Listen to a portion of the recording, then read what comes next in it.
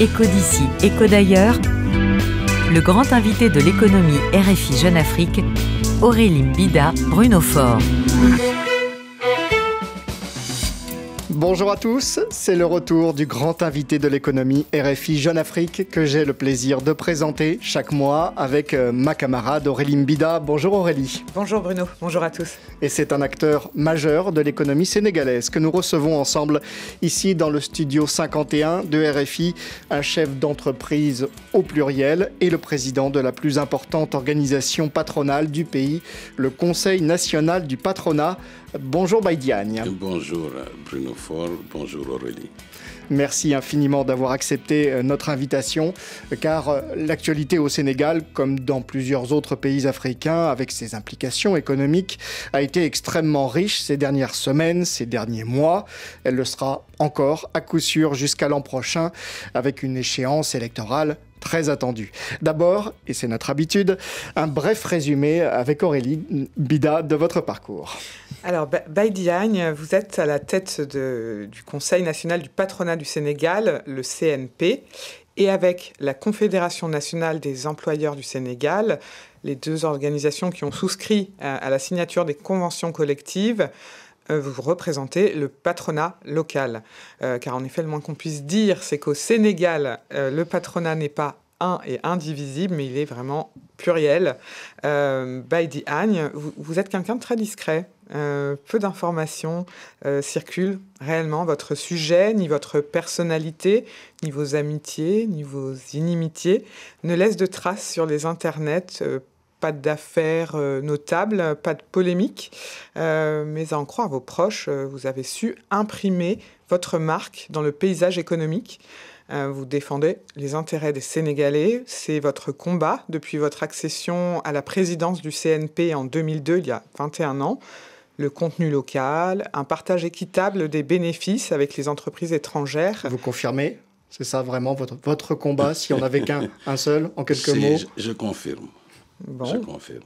Bon, de toute façon, on y reviendra tout le long de cet entretien. Au-delà du CNP, vous êtes aussi le président du syndicat des entreprises de manutention des ports du Sénégal, ainsi que président directeur général, actionnaire, investisseur de plusieurs entreprises dans la manutention, la construction, l'extraction de minerais, le tourisme, les transports, notamment les services aéroportuaires. C'est un secteur en plein boom.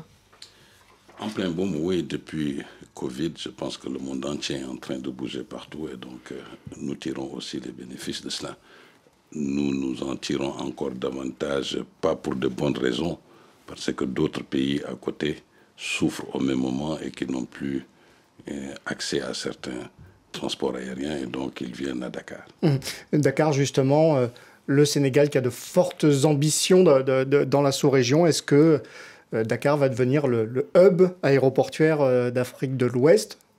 C'est une ambition que nous avons et je pense que nous devons aussi essayer même de mettre en œuvre davantage. Nous avons Dakar et une place et le Sénégal qui a comme objectif d'attirer les investisseurs, une place financière, une place de logistique, une place de hub. Des investissements sont faits, des aéroports, des routes. Et donc tout ceci concourt effectivement à essayer de positionner le Sénégal comme un pays de hub de la sous-région. Ça pose pas mal de questions. Quelques mots sur vos passions avec Aurélie. Oui, voilà, vos passions, le golf. C'est vrai, quand on commence les passions, ça peut toujours être dangereux, mais allez-y. Je parle du golf. Ouais, je parle du golf. Tout à fait, j'en suis le président. D'un penchant pour les cigares. Un certain souci de l'apparence, on peut le dire, vous aimez être élégant. En tout cas, on retrouve cet amour pour les belles choses dans votre goût pour l'art. Vous avez été ainsi pendant 4 années le président du comité d'orientation de la Biennale de l'art contemporain, qu'on appelle aussi Dakar ART.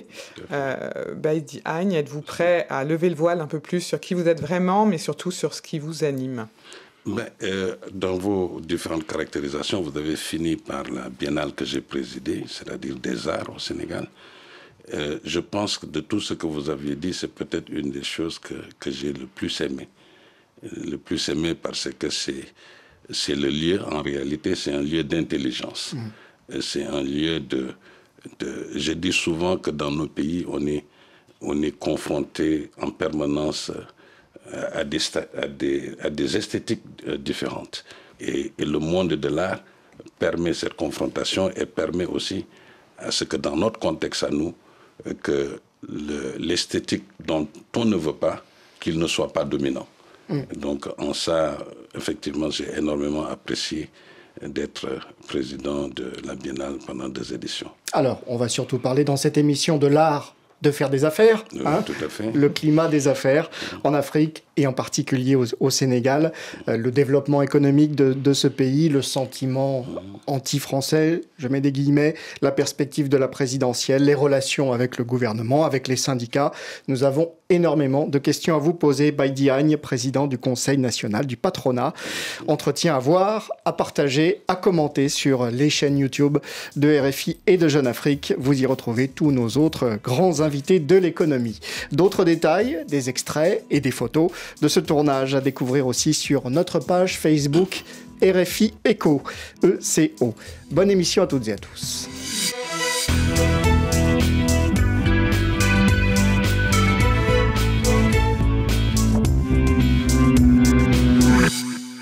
D'abord donc, Baye Diagne, votre réaction à l'actualité la plus brûlante, les suites des coups d'État au Niger en juillet, puis au Gabon au mois d'août, 2 pays qui sont en partie mis à l'écart d'un point de vue économique, après le Mali, après le Burkina Faso, après les sanctions prises contre la Guinée.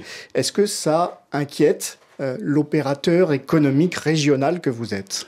Je pense que ça m'inquiète et ça inquiète tout investisseur. Bon, et au-delà même des investisseurs, ça inquiète tous les acteurs de nos sociétés. Nous sommes en train de voir presque d'une façon périodique des coups d'État se répéter. Je ne pense pas que ce soit la voie qu'il faut prendre, mais au-delà de ça, tout au moins dans une perspective d'un investisseur et d'un chef d'entreprise, c'est absolument inquiétant. Inquiétant par le fait qu'on est en train au même moment de parler de notre environnement communautaire, notamment des ZLECAf et consorts, qui ont pour mission et objectif de développer le commerce intra-africain, de réduire les coûts commerciaux, de favoriser la compétitivité. Et on a au même moment, surtout dans notre zone à nous, des sanctions. Dans le cadre de nos pays UEMOA, on a 3 pays qui aujourd'hui sont sous sanctions. Un pays, le Sénégal, qui va à des élections en 2024. L'autre, la Côte d'Ivoire, en 2025. Je pense qu'on assiste à vraiment, il y a de l'inquiétude. Dans un premier temps, il y a souvent des sanctions, effectivement, une mise à l'écart. Et puis on voit qu'avec le temps, malgré tout, le business reprend, les affaires continuent. Mais au même moment, pendant des périodes, nous avons eu des sanctions, donc perte de chiffre d'affaires des entreprises, même pour nos États, en réalité, réduction ou perte de recettes fiscales. Mais comme ce n'est pas soutenable, et que même les réactions aussi des populations dans ces différents pays qui aspirent à autre chose, nous ne devons pas être pénalisés tout de suite. Et donc, effectivement, le business reprend. Et donc, avec des pertes de temps, de perturbations, de chiffre d'affaires perdus, et tout ce que ça inspire sur des futurs investissements. Et ce que ça fait aussi, c'est que ces mêmes États vont investir plus dans la défense et que pas dans la formation, par exemple, ainsi de suite. On voit qu'il y a eu des pertes, ce que vous disiez tout à l'heure, mais il y a également eu des changements profonds. Si on regarde, par exemple, les récents coups d'État, il y a une reprise en main locale qui a conduit, par exemple, au Burkina Faso à l'éviction du français Méridiam de Donsin. Maîtriser ces infrastructures de transport, c'est en quelque sorte maîtriser un pan de la souveraineté d'un pays, de sa souveraineté?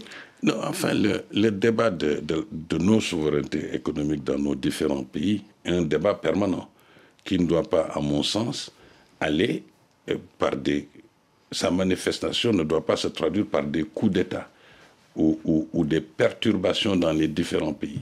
C'est une volonté exprimée par presque tous les acteurs économiques, sûrement, de la société, oui, la problématique de notre souveraineté économique est une question posée. L'alternance est de manière générale quelque chose de bénéfique pour l'économie, pour les entreprises, l'alternance politique. Oui, du fait que nous n'avons pas encore à assurer totalement peut-être des processus acceptés par tout le monde, en réalité, l'alternance devient une conséquence qu'il faut faire pour ne pas permettre à des gens de rester indéfiniment au pouvoir, pas parce qu'ils sont indéfiniment au pouvoir, parce que déjà leur processus même d'élection ou de désignation a des problèmes de transparence. Donc, fixer des mandats va dans ce sens. Deux mandats, ça suffit, par exemple? Mais oui, je peux peut-être même être mal placé pour le dire. Parce que vous êtes là depuis 20 ans dans votre organisation. Oui, dans mon organisation. Vous n'êtes pas président sénégalais. Mais dans mon organisation, nous tenons nos assemblées et nous votons. Et les entrepreneurs, ils votent. Il n'y a pas de... Vous votez tout de suite, tout le monde sait. Donc, il n'y a pas de question. Donc, mais au niveau des politiques, je pense qu'il y a quand même... Aujourd'hui, il faut les limiter. Il y a certains chefs d'État, effectivement, qui sont là depuis très longtemps. Ouais, pour ce qui est du cas du Niger, on sait qu'il y a aussi la question sécuritaire qui est en jeu. La paix et la stabilité, a dit et a redit Macky Sall lors du forum Invest in Sénégal au mois de juin. C'est indispensable pour attirer des investissements. Pour le moment, le fait est qu'à l'échelle continentale, même de la sous-région, le climat des affaires n'est pas très bon. Il y a beaucoup de zones où la sécurité n'est pas bonne. Non, bien sûr. Et ça, ce n'est pas possible. Comme vous disiez tout à l'heure, c'est un préalable. La paix et la sécurité. Et même l'apaisement au niveau des pays. Je veux dire, nous assistons en permanence à un hold-up à la limite des politiciens sur la vie des uns et des autres. Et parfois se demander quelles sont même les valeurs ajoutées réelles qu'ils créent au niveau de l'économie, au niveau du pays. Donc ça, il faut que les gens... Vous voulez dire le débat n'est pas suffisamment apaisé, ne repose pas sur des arguments... Bon, déjà, les coups d'État, c'est l'extrême, je veux dire. Mais au-delà de ça, même en interne, je pense que nos différents pays doivent avoir un débat plus serein, plus apaisé, qu'on n'ait pas l'impression que la politique, c'est la guerre en permanente. Et après, on ne sait même pas pourquoi tous ces gens-là veulent concourir, je veux dire, à la magistrature suprême, comme on dit.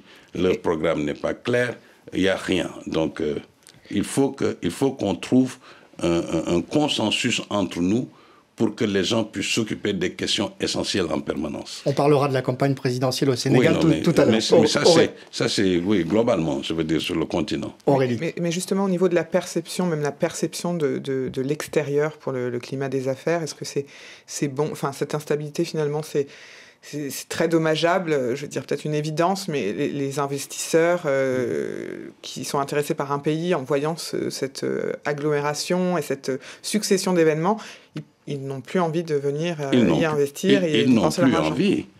Je veux dire, au-delà même de l'investissement direct étranger, l'investissement national n'a même plus envie, sous certains points, de prendre certains risques. Ça veut dire qu'on peut faire du ralentissement, parce que peut-être qu'on est déjà impliqué. Alors, il y a le risque, et puis il y a la perception du risque. Le même président Macky Sall, on va l'écouter d'ailleurs, je vais vous faire réagir à ça. Le même président Macky Sall, lors de ce forum Invest in Sénégal, s'est expliqué sur ce sujet et il a lancé un appel. Le vrai enjeu aujourd'hui du partenariat avec l'Afrique, ce n'est plus le débat sur l'augmentation de l'aide publique au développement. Pour nous, ce n'est pas un sujet.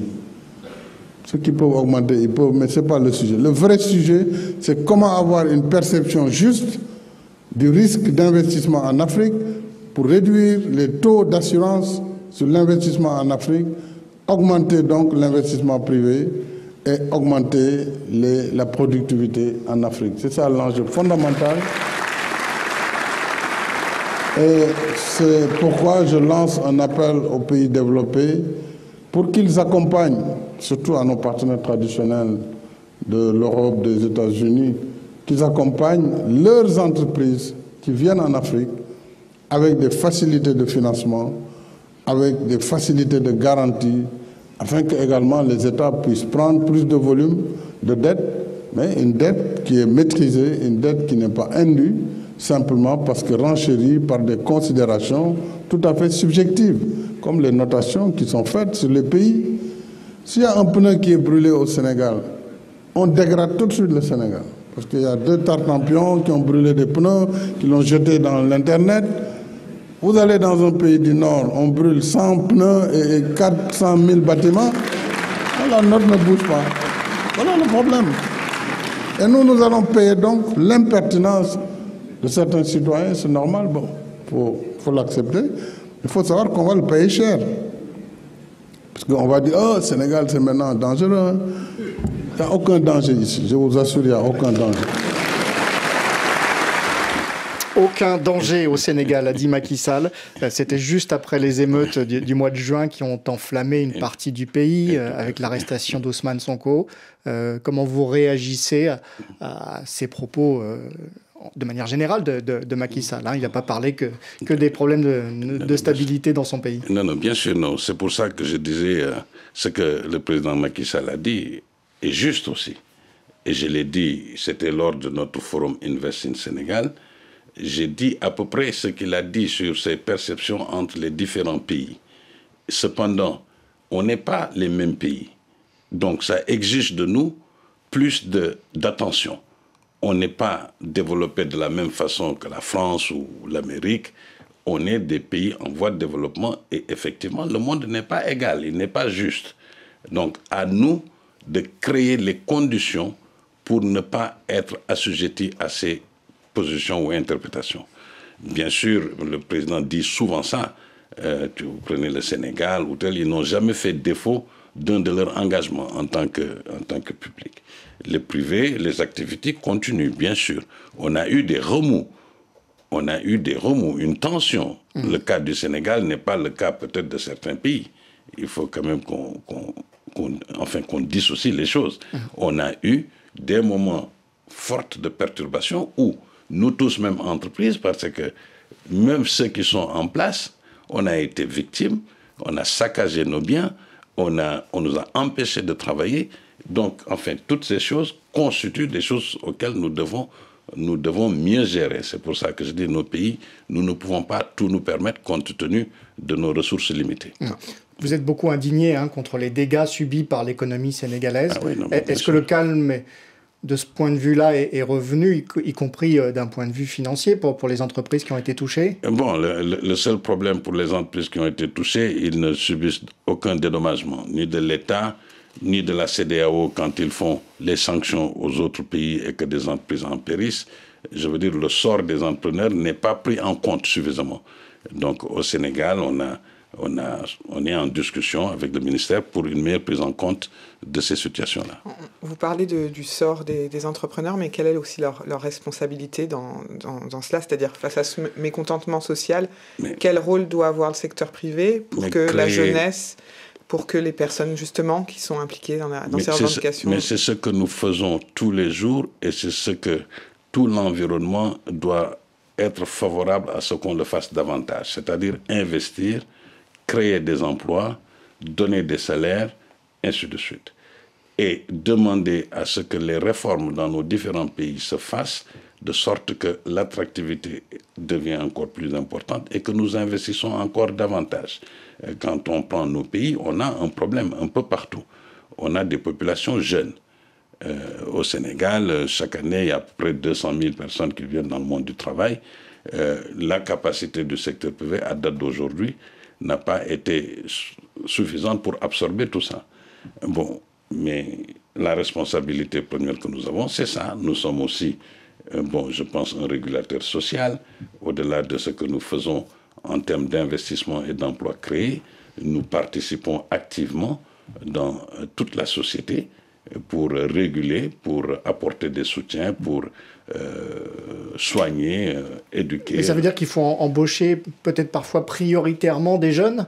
Est-ce qu'il faut abaisser un peu les moyennes d'âge pour prévenir ce genre de mouvement? L'entreprise, son objectif aussi premier n'est pas forcément, c'est créer de la valeur. Ce n'est pas parce que tu es jeune ou parce que tu as un peu plus d'âge, ainsi de suite. C'est comment on crée plus de la valeur. Donc maintenant, dans un marché, il est en même temps important de donner des possibilités, et nous le faisons dans différents projets que nous avons au Sénégal, même en relation avec l'État, pour prendre beaucoup de jeunes, les former dans nos entreprises. Enfin, nous le faisons aussi. D'accord, et les entreprises, du coup, elles sont, si on résume ce que votre pensée, elles sont garantes de cette stabilité politique, en gros, sans elles? Ah non, sans elles, il n'y a rien. Au-delà de la paix et de la sécurité, après cela, c'est les entreprises. Ce n'est pas des discours politiques en longueur de journée, ce n'est pas une société civile. Nous sommes les principaux acteurs de la société civile comme pourvoyeurs de subsistance. Nous sommes effectivement le corps principal qui peut maintenir une stabilité dans nos différents pays après des questions de défense et de sécurité. Par l'emploi, qu'est-ce que les gens veulent? Les gens veulent travailler, c'est une question de dignité humaine. Qui le leur offre? C'est les entreprises. Et sinon, ils ont envie de partir peut-être ailleurs aussi. Oui, on a vu qu'il y a eu encore pas mal de drames ces dernières semaines autour de l'immigration. Comme vous le dites, ça se traduit par des drames. Bon, et donc ce n'est pas forcément ça la solution. Mais ça interpelle aussi tout le monde, je veux dire. Au Sénégal, ce qui a aussi marqué la vie sociale ces dernières années, c'est ce qu'on appelle le sentiment anti-français, en tout cas un rejet de certains aspects de cette présence. Comment est-ce que vous gérez ça, vous qui forcément travaillez avec des entreprises françaises, certaines sont même adhérentes de votre syndicat patronal? Bon, déjà, si c'est pour le Sénégal, même dans la relation d'État, je ne peux pas dire qu'au Sénégal, l'État, dans sa relation avec la France, est anti-France. Au niveau privé, comme vous dites, nous n'avons pas de problème non plus, parce que beaucoup d'entreprises françaises, comme vous le disiez, sont membres de notre organisation et nous adressons les mêmes préoccupations que nous avons dans l'environnement des affaires, dans nos discussions avec les administrations fiscales, douanières, ainsi de suite, et des réformes nécessaires. Donc, elles sont partie prenante. Cependant, le Sénégal n'est pas le seul pays où la France intervient. D'autres pays ont une autre expérience avec la France peut-être. Et je pense que ce qu'il faut, c'est que la France aussi, au-delà même de la France, tous les pays développés, qu'ils aient peut-être à des moments un regard différent sur l'Afrique, d'une façon générale. Parce qu'il y a de plus en plus une volonté claire des Africains à être un peu plus souverains, à avoir une plus grande maîtrise de leur économie, de leur pays et de ce qu'ils font. Donc, en tout cas, dans les secteurs d'activité dans lesquels vous opérez, il n'y a pas d'hésitation quant à signer un nouveau contrat avec une entreprise française? Non, pas du tout. Bon, vous parlez de... Non, pas du tout. Et l'omniprésence dans certains secteurs, ça a été notamment le cas dans les aéroports. Est-ce que ça a contribué à nourrir ce sentiment dont parlait Bruno Faure tout à l'heure? Oui, mais même dans les aéroports aujourd'hui, il n'y a plus on ne peut même plus parler d'omniprésence de la France. Et je veux dire, dans les ports, à des moments, le groupe Bolloré était omniprésent, ils ont vendu. Donc, je pense que... À d'autres Européens. Non, mais je veux dire, je n'ai à aucun moment, moi, un sentiment d'anti-Europe. Tout au moins au Sénégal, il n'existe pas.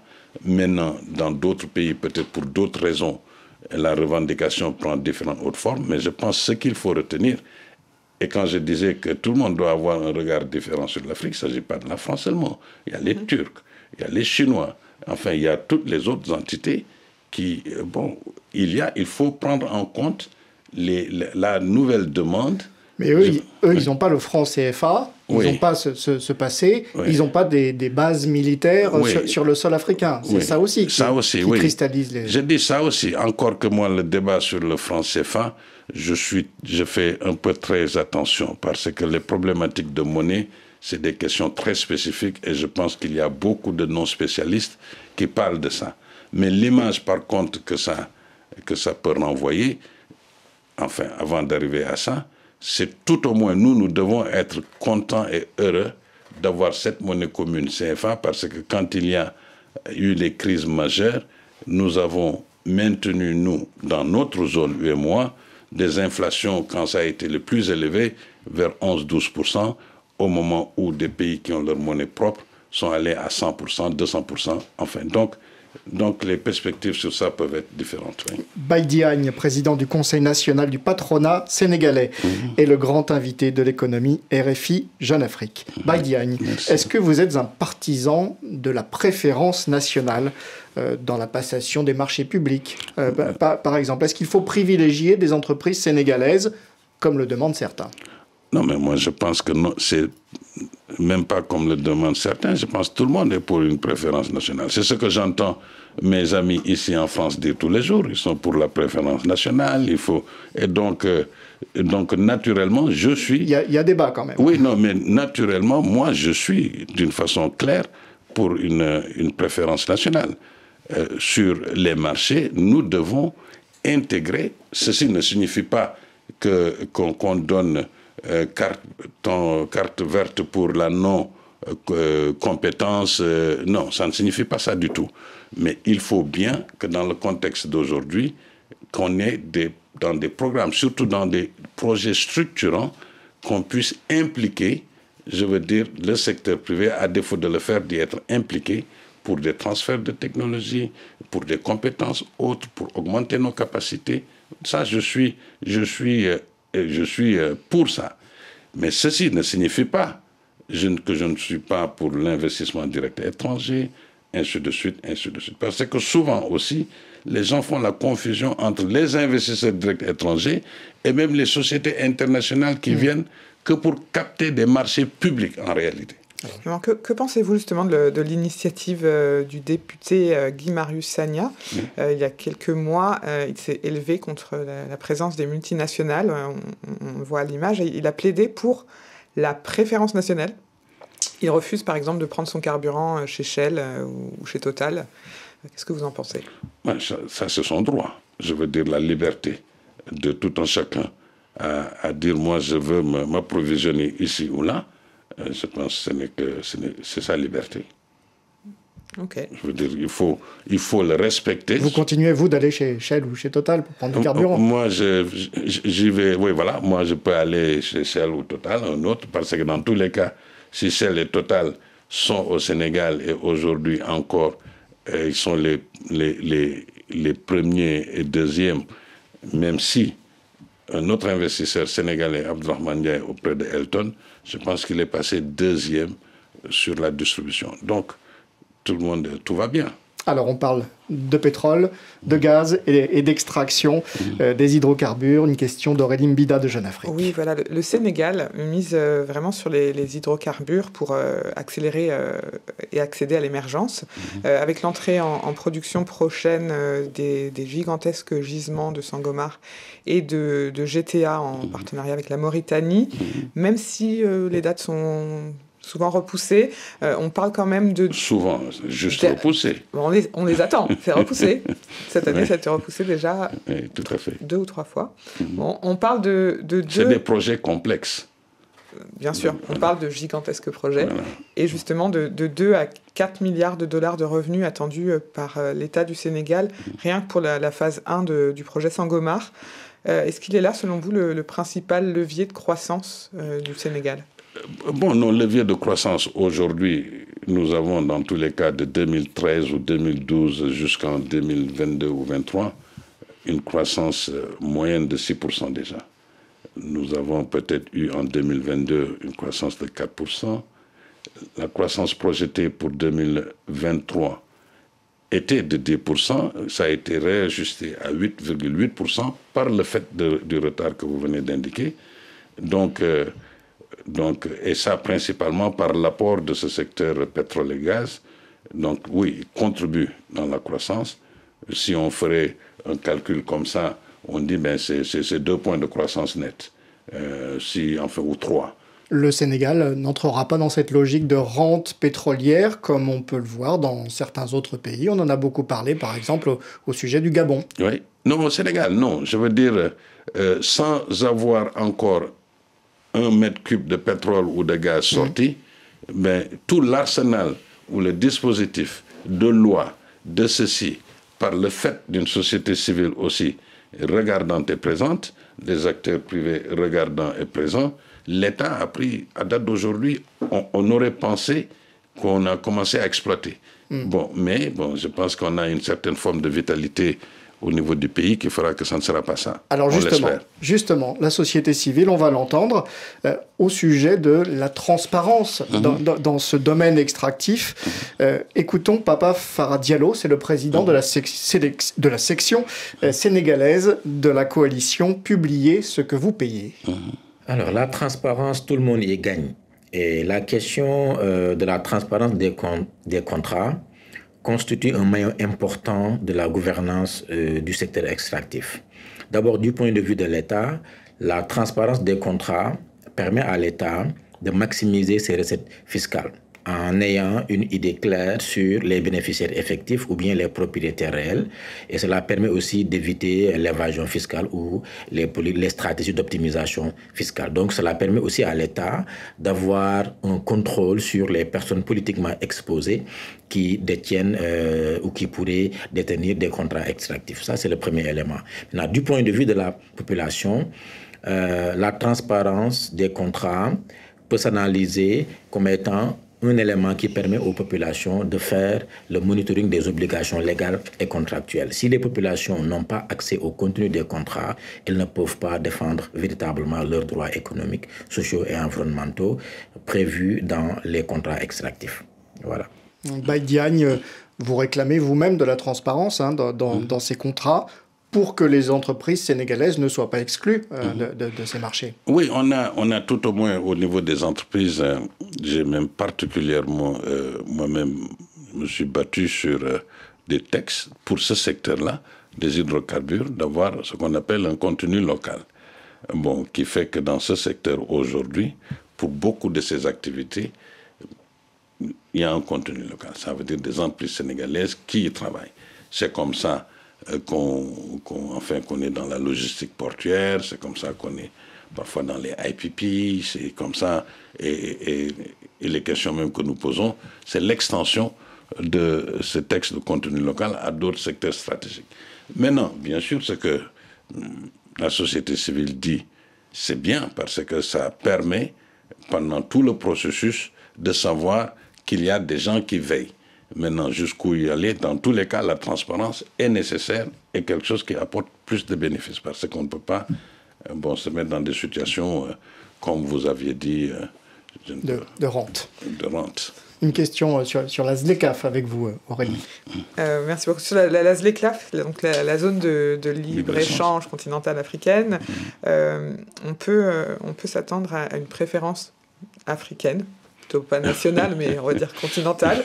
L'Afrique sera plus forte face aux investisseurs venus d'autres continents? Oui, bon, comme j'ai dit, pousser le calendrier de la ZLECAf aujourd'hui, si on se dit ce qui se passe à nos premières questions, les conséquences entre les différents pays, les sanctions, bon, ça n'encourage pas beaucoup.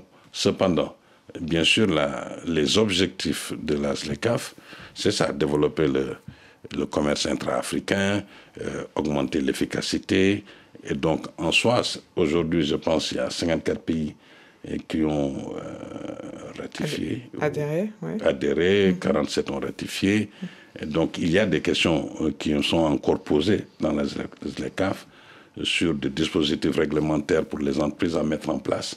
Donc, il y a tout un arsenal. Mais oui, l'objectif, c'est ça le bon objectif, c'est intégrer davantage notre continent, c'est développer le commerce intra-africain. Et de la même façon, bien sûr, les gens qui viennent de l'extérieur, il faut bien qu'ils payent un peu plus. Il y a pas mal de débats sur le continent, sur le recours aux grandes institutions financières internationales, le Fonds monétaire international notamment. Est-ce qu'il faut... ou non, faire appel au FMI, quitte à perdre parfois un peu de sa souveraineté économique. Bon, le Sénégal l'a fait pour son cas à lui, d'autres pays l'ont fait dans des situations bien plus difficiles. Oui, enfin, dans tous les cas, on ne peut pas vouloir une chose et son contraire. On ne peut pas dire que je veux te demander ceci et en retour, c'est moi qui fixe les règles. Ce n'est pas possible. Je pense que ces institutions sont là, et ces institutions, ce qu'on doit demander de ces institutions, c'est qu'ils soient aussi plus engagés, plus équitables je veux dire, vis-à-vis du continent pour qu'on capte encore plus de ressources. Le continent a besoin de ressources. Comme je dis, nous avons des défis. On a principalement 3 transitions auxquelles nous devons faire face qui peuvent nous booster. Transition démographique, on est, je sais pas, 1 milliard et quelques aujourd'hui. 2050, on est 2 milliards. La transition numérique, de tout ce que ça comporte, sa souveraineté, les nouvelles entreprises, enfin, de tout le numérique. Et tout le côté, aujourd'hui, je pense au Kenya, les chefs d'État sont là-bas, sur la transition écologique, environnementale. Voilà les questions sur lesquelles nous avons besoin d'énormément de financement. Et nous devons nous préparer à ces 3 différentes transitions majeures. Et les Africains ne peuvent pas tout faire tout seuls. Non, impossible. Non, enfin, l'idée pour moi, et je pense pour tous les gens raisonnables, ce n'est pas de faire un appel à ce qu'on soit ensemble. Nous, on ira seul, on ne veut pas faire ça. Je veux dire, l'idée, c'est de créer des partenariats plus équitables, plus justes, avec l'Europe, l'Amérique, avec tous les autres pays. Bon, et je pense que c'est ça qu'il faut. La Chine aussi. La Turquie et d'autres encore. Et d'autres encore. Et la Russie peut-être aussi parfois. Et tout ça. En tout cas, c'est ce que disent des dirigeants africains. Le grand invité de l'économie RFI Jeune Afrique, Baye Diagne, patron des patrons sénégalais. À voir ou à revoir sur YouTube. Nous parlons à présent de l'élection présidentielle qui approche. Oui. Mes chers compatriotes, ma décision, longuement et mûrement réfléchie, est de ne pas être candidat à la prochaine élection du 25 février 2024. Ah, on en a parlé, de cette annonce du 3 juillet dernier, Macky Sall qui affirme qu'il n'est pas candidat à un 3e mandat. Soulagement dans les milieux d'affaires, Baye Diagne? Je pense que ce n'était pas... soulagement, disons, un énorme soulagement. Et je pense que beaucoup de gens ont salué cette déclaration. Surtout qu'à un moment où notre pays, nous avions quand même traversé des secousses, disons. Et ça a apporté plein d'apaisement. Et je pense que ça nous a relancé comme pays un pays démocratique, je veux dire, où voilà. Si on parle un peu du bilan économique, justement, de Macky Sall, est-ce que les moins fortunés bénéficient suffisamment de l'embellie qu'il y a eu? On parlait de la croissance de 6%. Oui, mais ça, c'est une vraie question que vous posez, parce que, est-ce que... On pose que des vraies questions. Oui, non, mais je veux dire, sur les questions des problématiques, la répartition de la croissance, est-ce que... je disais tout à l'heure, probablement non, pas suffisamment, par le fait que nous avions, quand on voit tout ce qui se passe tous les jours, tout le monde ne bénéficie pas de cette croissance-là de la même façon. Ça, c'est clair. Maintenant, cette croissance a existé, je l'ai dit tout à l'heure, les taux que nous avions eus dans ces différentes périodes. Dakar, les aéroports, les routes, ça existe aussi. C'est ça, justement. Les transports, on a beaucoup vu des inaugurations, la IBD, le TER, le bus rapide. C'est ça la trace la plus visible, finalement, du mandat, enfin des 2 mandats de Macky Sall. Oui, non, mais parce que les gens, peut-être aussi... mon objet ici n'est pas de défendre le bilan de Macky Sall. Ce n'est pas ça l'objet pour moi. Mais dans tous les cas, en tant que pays, je pense que nous avions fait un bond au niveau des infrastructures. C'est plus visible parce que c'est à Dakar et puis c'est à côté plus flashy. Mais si vous allez dans les coins les plus reculés, moi j'ai une entreprise de travaux publics qui travaille beaucoup plus même en Casamance et à l'intérieur du pays que je veux dire à Dakar. Donc d'un point de vue global sur les infrastructures, je pense qu'on a, on a mis beaucoup de ressources. Ça, c'est le passé, entre guillemets. C'est le passé. Maintenant, le bilan de Macky Sall. Voilà, vos attentes pour cette campagne électorale. Est-ce que vous espérez qu'on va parler beaucoup d'économie? Mais déjà, de manière générale. Je regrette personnellement... Et un peu moins de débats partisans, peut-être. Je regrette profondément, pour moi, à date d'aujourd'hui, toutes les candidatures qui sortent du pays. Pour moi, c'est pas... je veux dire, Qu'est-ce que vous voulez dire non, mais tout le monde est candidat chez nous. Même les gens qui devaient gérer des boutiques sont candidats à l'élection présidentielle. Je considère que nous avions nous-mêmes beaucoup plus de choses à dire et à revendiquer, à même être, nous devions, nous, peut-être être plus candidats que tous les gens qui expriment vouloir être candidats. Mais qu'est-ce qu'on attend d'eux? Nous attendons toutes les questions que nous avions évoquées. Assurer notre stabilité en tant que pays. Assurer la paix pour que nous puissions faire nos affaires. Faire les réformes nécessaires. Nous avions l'habitude, à chaque élection présidentielle, de mettre en place une plateforme de questions qu'on posait aux différents candidats. J'ai dit au secteur privé à date d'aujourd'hui, nous devrions faire plus pour cette élection présidentielle. Nous ne devions pas rester passifs, parce que nous sommes les créateurs d'emplois, nous sommes les créateurs de la richesse, nous devons être plus actifs dans l'élection à venir. Et nous le serons. Nous ne serons pas juste des spectateurs de ce qui va se passer. Mais ce que nous attendons toujours, c'est ce que nous voulons faire toujours, un environnement meilleur, faire les réformes nécessaires, avoir des acteurs privés dans des dispositifs de la gestion des différentes choses. Et alors, sur un autre sujet mais similaire, quelle est votre relation avec l'État, le gouvernement? Vous êtes, en tant que syndicat patronal, un interlocuteur privilégié. Comment vous faites pour garantir votre indépendance malgré tout? Moi, je pense que je suis absolument indépendant dans mes positions, dans tout ce que je dis. L'État, bien sûr, est le partenaire peut-être privilégié avec les syndicats de travailleurs de ce que nous faisons. C'est-à-dire, nous leur demandons, vous devez faire des réformes. J'ai eu à dire même des choses beaucoup plus, je ne sais pas si je le caractérise de violent ou pas, mais j'ai dit que nos États, en fait, qu'ils détestaient les entreprises. Ça veut dire qu'ils n'étaient pas suffisamment entreprise-friendly. Bon, c'est un combat permanent. Je veux dire, on a la chance encore, nous, au Sénégal, la liberté de ton, elle est totale. Nous disons ce que nous avions à dire. Nous travaillons, bien sûr, avec l'État. Nous sommes, j'ai dit tout à l'heure, des régulateurs de notre société. Donc, nous aussi avons des relations avec les acteurs de l'opposition. Ils sont à l'Assemblée, ils sont dans la vie de tous les jours. Donc, il faut rester indépendant. Dans mes entreprises, je ne traite par exemple jamais des questions d'impôts ou de douane. Je ne veux pas savoir. Puisqu'on parle de l'ensemble des acteurs, il y a aussi les syndicats.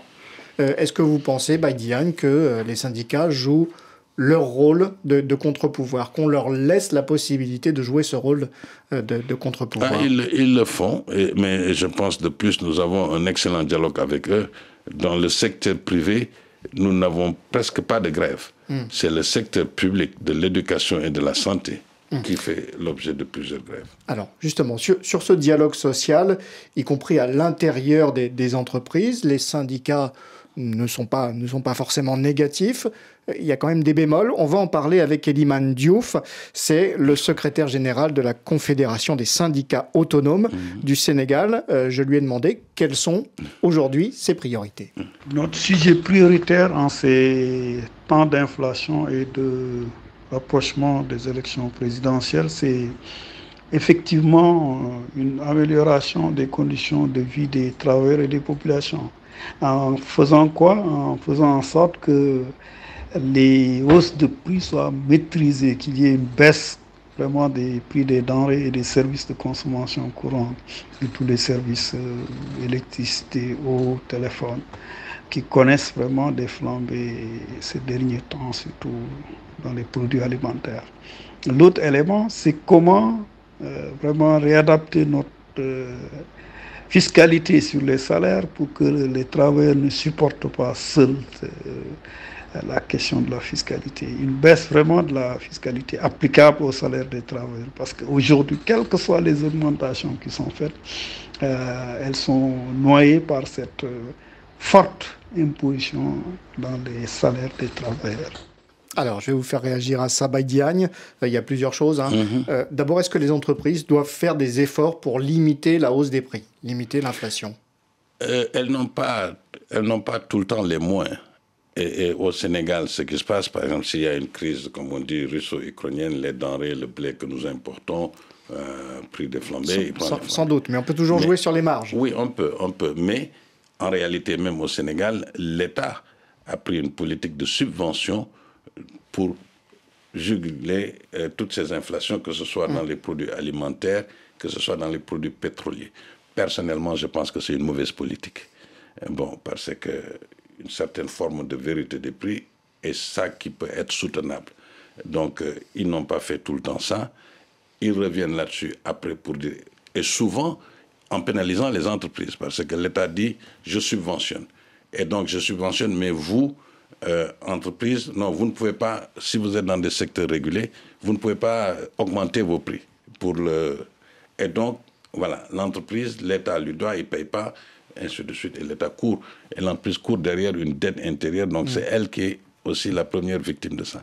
Maintenant, en termes de politique publique, une subvention, comme j'ai dit au ministre des Finances chez nous, vous subventionnez l'essence, vous me subventionnez en même temps. Je ne suis pas demandeur de subvention, parce que ce n'est pas ciblé.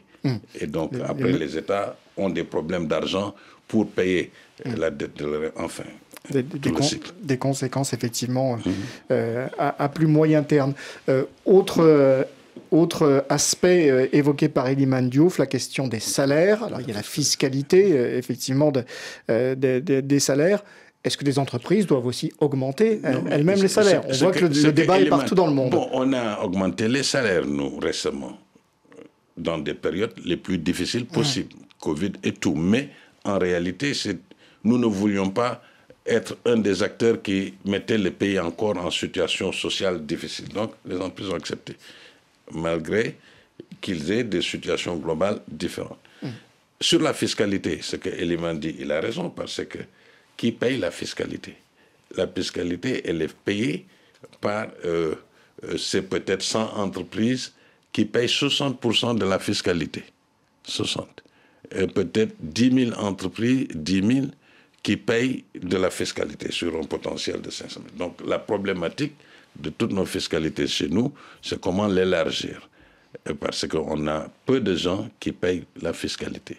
Au niveau des populations, je veux dire des gens comme ça, c'est peut-être 1% de la population qui paye des impôts. Bon. Et donc, en conséquence, qu'est-ce qu'on a? On a une pression fiscale forte au Sénégal. On est peut-être à 18,2%, même si l'objectif communautaire est d'arriver à 20%. On est peut-être le pays qui est arrivé le plus proche de 20%. Alors, pour aller encore plus loin, une autre question et qui s'adresse encore plus à vous, Diagne, posée à Elimane Diouf. Qu'est-ce qu'il attend directement du patronat? Nous pouvons attendre des employeurs et du patronat d'une manière générale et de l'État employeur une forte création d'emplois, mais que ce soit des emplois décents. Il ne faudrait pas que l'on soit dans des entreprises où 70% des travailleurs, c'est des travailleurs intérimaires, ils n'ont ni droit à un congé, ni droit à une protection sociale. Quand ils sont malades, ils ne sont pas pris en charge. Et quand il faut les déclarer, ils ne sont pas déclarés pendant des années. Et je donnerai seulement un exemple au niveau du port. Dakar Terminal, qui est une entreprise qui emploie plus de 700 travailleurs actuellement au Sénégal. Et aujourd'hui, elle n'a que 150 travailleurs officiellement déclarés. Donc aujourd'hui, pour vraiment faire en sorte que ces travailleurs-là soient reconnus, il faut qu'ils aient un employeur, qu'ils soient inscrits à la caisse de sécurité sociale, qu'ils puissent cotiser à l'IPRES et qu'ils puissent avoir une institution de prévention maladie pour que ces travailleurs-là soient des travailleurs au sens véritable du terme d'emploi décent ou travailleur dans une entreprise. Diagne, on vient de l'entendre, donc il y a trop de travailleurs non déclarés, un manque de protection du coup sociale en termes d'informel. Il y a tout un pan de l'économie qui est plus ou moins impalpable, qui est non protégé aussi et qui n'apporte pas de revenus directs à l'État. Est-ce que c'est un problème majeur pour le patronat? Bon, c'est un problème, oui. C'est un problème. Maintenant, ce que Elimane dit au port sur une autre concession de Dakar Terminal, qui était une concession de Bolloré, qui est devenue maintenant, qui est passée sur le truc de MSC. C'est en fait l'organisation du travail au port qui est un peu différent. Quand il dit les 150 personnes qui sont déclarées, c'est le docker, il y a les professionnels, et il y a ce qu'on appelle les dockers sur carte d'identité, c'est-à-dire intermédiaires. Donc c'est toute une population qui effectivement n'a pas la même couverture. C'est comme du journalier. Donc ça ne veut pas dire qu'ils ne sont pas déclarés. Ils sont bien déclarés. Maintenant, d'une façon générale, le poids de l'informel dans notre société est un problème. Un problème est, oui, c'est un problème. Maintenant, cet informel aussi est un groupe de gens qui créent de la valeur et qu'il faut, compte tenu du nombre de gens que nous avons. C'est de l'artisanat, c'est de l'entrepreneuriat parfois, c'est des boutiquiers, c'est des petits mécaniciens, c'est tout ça. Ils ne payent pas d'impôts. Mais ce qu'il faut, c'est ça. Quand je disais le numérique, et ce que... Bon, je parlais de transition numérique plus en termes de souveraineté numérique, mais cependant, l'implication et capter tout le potentiel de cette transition numérique dans nos sociétés, qui peut apporter plus de transparence, même dans les gestions de l'affaire de l'État, mais en même temps aussi, qui permet à identifier, tracer, faire évoluer ce même petit entrepreneur informel à ce qu'il est, des données, de ce qu'il fait, ainsi de suite. Donc, c'est un processus. L'objectif que l'État a déclaré sur même élargir l'assiette fiscale, mais tu ne peux l'élargir qu'en incluant tout ce paquet de gens qui fonctionnent sur l'informel et qui, en retour, permettraient à ce que les autres travailleurs formels, comme les entreprises formelles aujourd'hui, à souffler davantage. Nous sommes presque au terme de cette émission By Diagne. On a parlé des jeunes. Déjà, dans le monde du travail, il y a aussi la jeunesse active dans le sport. Dakar va accueillir les Jeux Olympiques de la jeunesse. Ça sera en 2026. Récemment, 3 personnalités, Tidjane Thiam, Rémi Rioux, Maktar Diop, ont lancé un appel pour des investissements massifs en Afrique dans l'industrie du sport. Est-ce que vous êtes prêts, vous, à vous y associer et pas que dans le golf, votre sport de prédilection? Tout à fait. Non, j'ai déjà, et Tidjane Thiam, Rémi Rioux et Maktar Diop, que je connais parfaitement et qu'on a eu à discuter même dans le cadre de ce que nous organisons. En fait, je ne dis même pas Dakar, en Afrique pour une première fois, c'est-à-dire les Jeux Olympiques de la jeunesse. Je pense que comme secteur, il est prouvé que le sport croît presque au niveau mondial, je ne sais pas, 5% globalement, on parle de chiffres faramineux de 150 milliards, ainsi de suite. Donc naturellement, c'est un des volets sur lesquels l'Afrique, et le Sénégal particulièrement, devront s'appuyer pour déjà créer encore plus de croissance, parce que c'est des infrastructures, tout de suite, c'est des équipements, c'est aussi de la mobilisation de la jeunesse sur leur propre santé, l'éducation, la formation, ainsi de suite. Donc nous-mêmes au Sénégal, dans le cadre des Jeux Olympiques, avec même un financement aussi de l'Union européenne, nous avons identifié avec une autre agence au Sénégal de formation professionnelle 210 métiers nouveaux possibles dans le cadre de ce sport dans nos différents pays. C'est faramineux. Donc je suis tout à fait engagé de la même façon dans l'appel que Tidjane, Maktar et Rémi Rioux ont lancé. Et d'ailleurs, on voit aussi un autre phénomène, c'est l'élargissement de la classe moyenne qui se développe et qui dépense plus d'argent justement vers les loisirs, vers les sports. Tout ça, c'est des retombées positives pour un pays comme le Sénégal. Tout à fait, tout à fait. Et de toute façon, on espère aussi que même ces Jeux Olympiques aient des retombées sur toute l'Afrique, sur le continent. Bien sûr, ça s'organise à Dakar. Vous parliez de tourisme. Enfin, il y a beaucoup d'éléments qui vont concourir à apporter peut-être des points de croissance autour de ça. Et... Alors, dans cette démarche, il y a un exemple, vous allez nous dire s'il faut le suivre, c'est l'exemple saoudien, l'Arabie saoudite, qui attire des stars du sport, qui investit énormément dans le sport, qui attire des stars du golf sans eux, GOLF. Est-ce que ça vous inspire, vous? Oui, non, mais c'est pas tout à fait même si l'Afrique n'a pas les mêmes moyens aujourd'hui. N'a pas les mêmes moyens, mais dans tous les cas, ils le font différemment aujourd'hui, dans des centres de formation, bien sûr, l'élite dans le sport de haut niveau, ceux qui gagnent. L'Arabie saoudite les invite, mais au final, après, c'est les Sadio Mané, qui prennent aussi les fruits de tout ce travail de formation, et ainsi de suite, et c'est souhaitable. Donc pour nous, peut-être notre objectif aujourd'hui n'est pas de dire nous allons attirer ces grands joueurs en Afrique, mais l'objectif est de continuer la formation et d'occuper les jeunes, de leur apporter, c'est-à-dire ce sport de masse, même si l'élite va sortir là-dessus, quand on va dans des compétitions, on se prépare et on peut aussi gagner différentes choses. Et peut-être qu'un jour, le futur Sadio Mané reviendra jouer sur le continent africain, pourquoi pas? Peut-être bien, non, mais... Et pourquoi pas en NBA, dans le basket, ça fonctionne. Mais inévitablement, à un moment donné, je veux dire, nous sommes dans toute cette transition de développement que nous occupons aujourd'hui. C'est ça, la concurrence au niveau mondial. Les NBA, ils payent quoi, des 200 millions de dollars à des joueurs.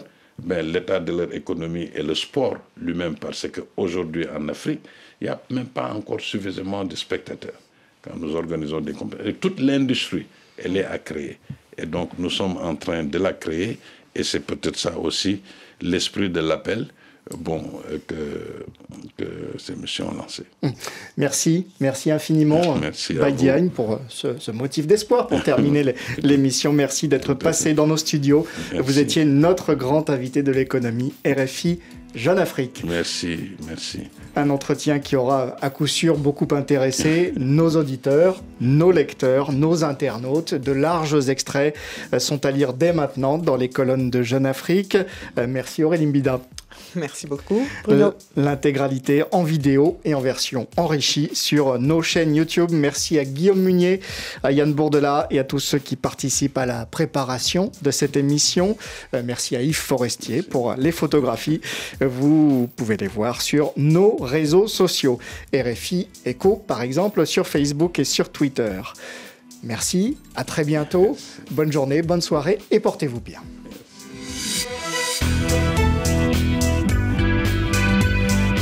Écho d'ici, écho d'ailleurs, sur RFI.